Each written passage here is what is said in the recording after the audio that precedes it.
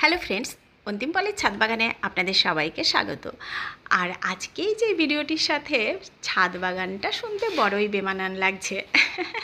আসলে কালকে আপনাদের সাথে আমি ভিডিও দিতে পারিনি, ইনফরমেশানও দিয়েছিলাম যে আজকে ভিডিও আসবে না। তো এই কারণেই আপনাদের সাথে কালকে আমি আসতে পারিনি, কারণ কালকে আমার বুটিকে একটুখানি সবাইকে ডেকেছিলাম। মানে অক্ষয় তৃতীয়ার যে পুজোটা হয় তখনই আমি আসলে সবাইকে ডাকি একবার করে। তো গত বছরও বিভিন্ন কারণে অক্ষয় তৃতীয়াটা করা হয়নি। আর এবারে এই যে ছেলের হাতের অপারেশন হয়েছিল ওই জন্যে সেই সময়টা করতে পারিনি। তো এখন এই যে সবাইকে একটু ডেকেছি। তো আপনাদের সাথে আসার সময় আমি পেয়েছি অনেকটা। ততক্ষণে তো ঘেমে নিয়ে একাকার আমি, ভীষণ গরম ছিল আর একেবারে মানে যা তা অবস্থা আমার। মোটামুটি এতক্ষণে ফ্রি হয়ে গেছিলাম। তো এই দেখুন, এই যে চলে এসেছি সকালবেলায়। এই যে এখন একটু গোছানো গাছানো আছে। মোটামুটি গত কয়েকদিন ধরে আপনাদেরকে বলছিলাম ঠিক টাইম মতো আমি যে ভিডিও দিতে পারছিলাম না। আসলে আমি পুরো বুটিকটাকে একটু গুছিয়ে নিচ্ছিলাম আজকের জন্যে। তো এই যে আপনাদের যে বলি আমার বুটিক আছে, এটাই হচ্ছে আমার সেই বুটিক, পলি এন্টারপ্রাইজ। তো এটা শুরু করেছিলাম আমি 18 সালে, একেবারে ছোট্ট করে তখন শুরু করেছিলাম। আর শুরুটাও কিন্তু করেছিলাম আমি আর দিদি একসাথে, মানে দিদির ওখানে দিদি করেছিল আর আমার এখানে আমি করেছিলাম। তো কিভাবে শুরু করেছিলাম, কি করেছিলাম সে প্রসঙ্গে পরে আসছি। তার আগে বলি 18 সালের আগে পর্যন্ত কিন্তু আমি একদম মানে কিছুই করতাম না বলতে ঘর সংসারটাই শুধু সামলাতাম। তখন কিন্তু গান বাজনাটাও বেশ কিছুদিনের জন্য আমি ছেড়েই দিয়েছিলাম। গান বাজনাতেও যে আমি আবার কখনো ফিরে আসব সেটা তখন ভাবিনি। আর বিজনেস যে তখন এটা করব তাও ভাবিনি। ইচ্ছে ছিল কিছু তো করতেই হবে ভবিষ্যতে, কিন্তু তখন নিজে সংসারের পেছনে এতটাই ব্যস্ত ছিলাম যে তখন নিজের দিকে আর তাকানো হয়ে ওঠেনি। কারণ আসলে শাশুড়ি মা ভীষণ অসুস্থ ছিলেন, একেবারে বেডে ছিলেন বেশ কয়েক বছর।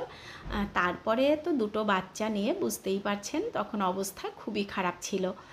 তো তখন আর ফিরে তাকানো হয়নি নিজের কিছু করার জন্যে। তারপর একটা সময় মাও চলে গেলেন, তখন মনে হলো কিছু তো করতেই হবে। আর এই যে কিছু করতেই হবে, এর সব ব্যাপারে আমাকে সব সময় সাপোর্ট করেছে অন্তিম, যে কিছু করো বা কিছু করতে চাও তো খুবই ভালো, পরে ফাঁকা হয়ে যাবে যখন ছেলেরা বড় হয়ে যাবে তখন তুমি কি করবে। তো সেই কথা ভেবে আমার নিজেরও ভীষণ ইচ্ছে ছিল আর ওরও অনুপ্রেরণা কিন্তু খুবই ছিল। তো সেই ভেবেই এই যে করা হলো, বিজনেস শুরু করলাম। আর এদিকে দেখুন একটা শাড়ি ডিসপ্লে করা রয়েছে, তো ভাবলাম একটু আপনাদের দেখিয়েই দিই। আর এই শাড়িটার নাম হচ্ছে কুপাদ্দাম, একটু বেশ দামি দক্ষিণের শাড়ি। এগুলো মোটামুটি 6-6.5 হাজার থেকে শুরু করে আর মোটামুটি আমার কাছে যেগুলো আছে 12,000 পর্যন্ত আছে। তো এই যে বিজনেসটা শুরু করেছিলাম আমি আর দিদি, যখন খুব অদ্ভুতভাবেই শুরু হয়েছিল। কিছু তো করব, কিছু করতে হবে, এটা তো খুবই মনের মধ্যে ছিল, কিছু একটা করতেই হবে। মানে ভীষণভাবে আমি ব্যস্ত হয়ে গেছিলাম একটা সময়, কিছু একটা আমাকে করতেই হবে। তো আর এদিকে বলি, এই দেখুন আজকে এই যে যেমন এই সব দিনে কিছুটা অফ দেওয়া হয়, এই কুর্তিগুলো আজকে রয়েছে 50% অফ। মানে যেটা ধরুন এই যে এটার দাম আছে 250 টাকা, তাহলে এটা আজকে পাওয়া যাবে 125 টাকায়। এরকম একদম 50% অফে কিছু কুর্তি আজকের জন্য ছাড়া হবে। তো যেটা বলছিলাম, আমি আর দিদি ওই যে শুরু করলাম। আসলে গেছিলাম একবার বোলপুরে, আর দিদিকে বললাম চল আমরা ছোট্ট করে বিজনেস শুরু করি। দিদিও রাজি হয়ে গেল, আর যেমন কথা তেমন কাজ, চলে গেলাম আমরা মাল তুলতে। আর যেহেতু আমাদের বোলপুরেই বেড়ে ওঠা, বোলপুরেই বাড়ি, ওখানে মামাদেরও বেশ জানা চেনা আছে, আমার মামারাও থাকে বোলপুরেই। তো সব মিলিয়ে আমাদের একটু পরিচিতি ছিল, কারণ আমার এক মামা ব্যাংকে চাকরি করেন, তো ওখান থেকে মামা বিভিন্ন হোলসেলারের সাথেও বেশ ভালো যোগাযোগ ছিল। তো এই সব নিয়ে আমাদের খুব একটা কষ্ট হয়নি মালের জায়গাগুলো খুঁজে পেতে। তো তুলে চলে গেলাম আমি আর দিদি, অল্প করেই কিছু মাল তুলে শুরুটা করলাম। আর এই যে আপনারা যেমন ভালোবাসেন তেমন সবাই আমাকে একটু ভালোই বাসে। তো আমার খুব একটা কষ্ট হয়নি, রেসপন্সটা ভীষণ ভালো পেয়েছিলাম। এই যে 18 সালে যখন আমি বিজনেসটা শুরু করলাম তখন খুবই ভালো রেসপন্স পেয়েছিলাম। 19 সালটাও ভীষণ ভালো রেসপন্স। 20 সালটা চলতে চলতে চলে এলো করোনা, আর তখন তো আপনারা সবাই জানেন কি অবস্থা ছিল। তবে বিজনেস কিন্তু আমার তখনও থেমে যায়নি। আর এদিকে দিদি আর আমি যে একসাথে শুরু করেছিলাম, এতক্ষণ হয়তো আপনারা ভাবছেন তাহলে দিদির বিজনেসটা কোথায় গেল। আসলে আপনারা এখন দিদির যে ছোট্ট ছেলেটি দেখতে পান, ওই প্রেগনেন্সির কারণে দিদির পক্ষে তখন আর বিজনেসটাকে চালিয়ে যাওয়া সম্ভব হলো না। দিদি তখন ওখানেই ওটা বন্ধ করে দিদির যা মালপত্র ছিল সব আমি নিয়ে নিলাম। এবার আমি চালাতে থাকলাম, আর দিদিরটা তখন তো বন্ধ হয়ে গেল। তারপরে তো পরবর্তীতে চলে গেল করোনা, আবার আমার বিজনেস মোটামুটি চলতে শুরু করলো।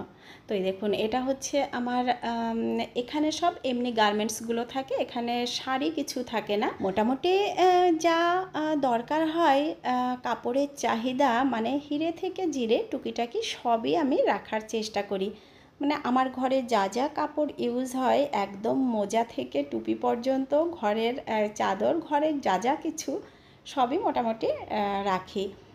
তো ওই ছোট্ট থেকে আস্তে আস্তে অল্প অল্প অল্প অল্প করে বড় করেছি। প্রথম দিকে যখন বিজনেসটা শুরু করেছিলাম তখন প্রথম দিকে কিন্তু আমি বিজনেস থেকে কোনো টাকা তুলতাম না, তখন শুধু রোল করেছি। আর পরবর্তীতে যখন বিজনেসটা বেড়েছে তখন তুলতে পেরেছি।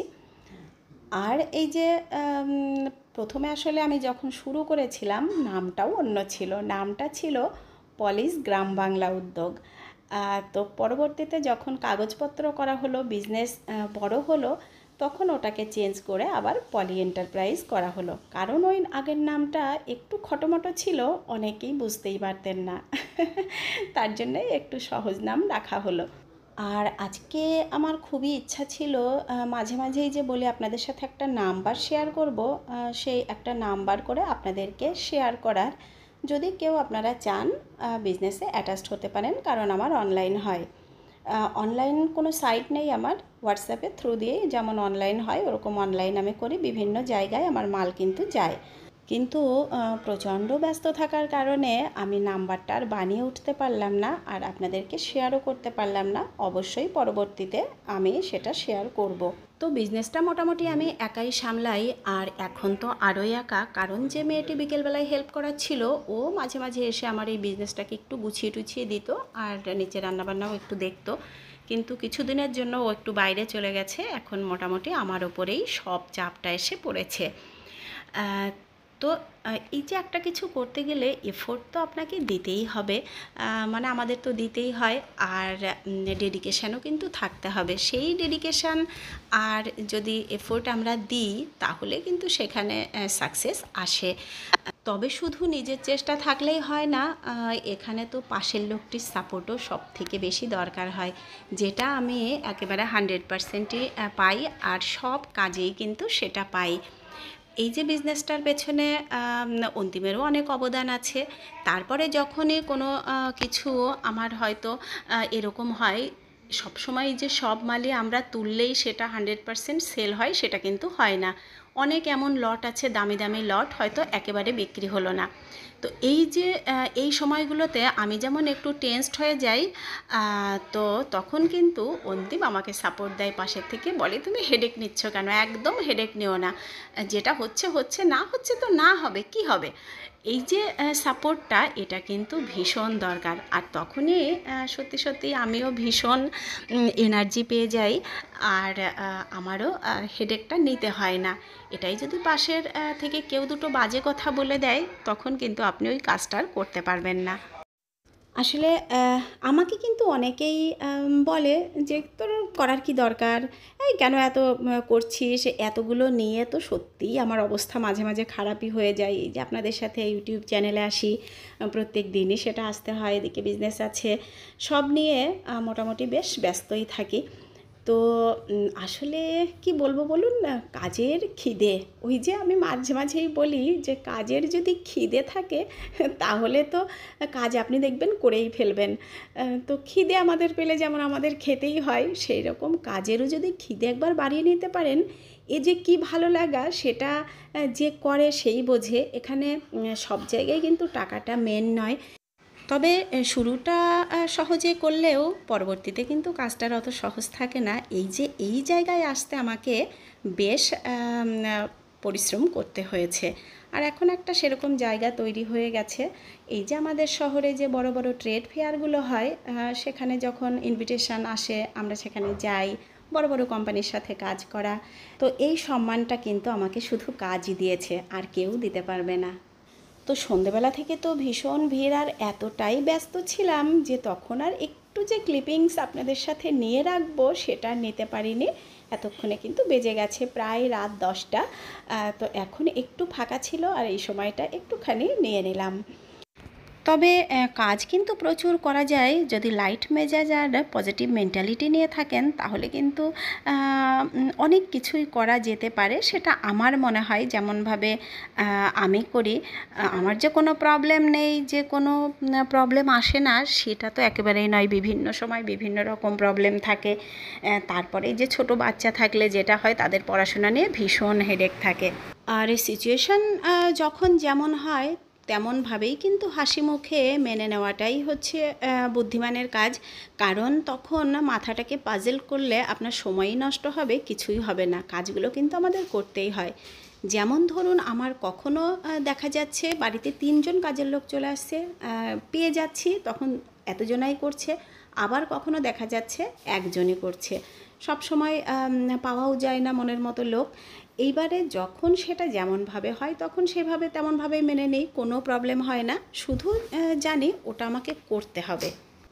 তাছাড়া মাথাটাকে আমরা যত ফাঁকা রাখবো, ওকে ভাবার সময় দেব, তত দেখবেন অনেক দুশ্চিন্তা, অনেক কিছু মাথায় এসে ভিড় করবে। তো আমরা যদি সেই ফাঁকা সময়টাই না দিই মাথাকে, তাহলে মাথা কিন্তু অত কিছু ভাবার সুযোগ পাবে না।